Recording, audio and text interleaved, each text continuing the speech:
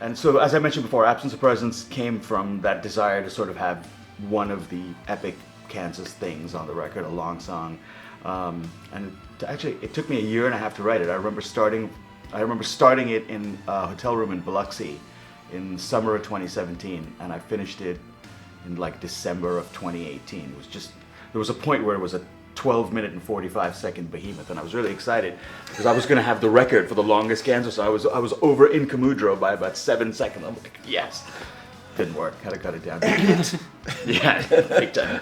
Chop that sucker right out. So yeah, and then didn't know what the song was going to be about, and then Phil came up with this title, and then Tom came up with the lyrics. So for Absence of Presence lyrically, like I mentioned before, Phil had come to me with this title and talked about what it meant to him about the idea of people being present but absent at the same time. And it could be because we're all absorbed in our devices or some other reason. But when I write lyrics, I often like to make a few layers because I like the idea of the listener being able to plug their own interpretation and meaning into a song.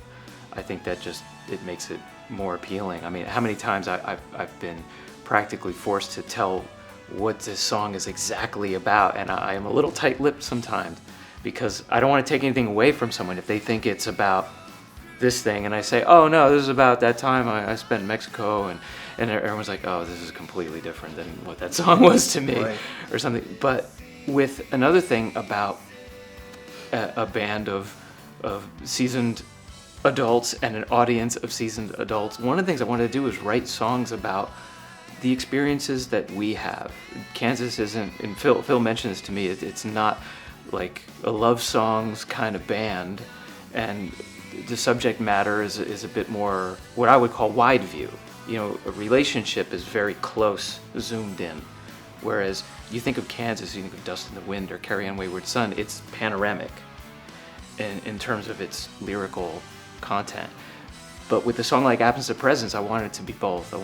It could be about someone you're trying to relate to, but they can't relate to you for some reason. It could be a variety of reasons. So it can be a one-to-one thing, or it can just be sort of an overall look about how you feel and you're trying to relate to the world around you.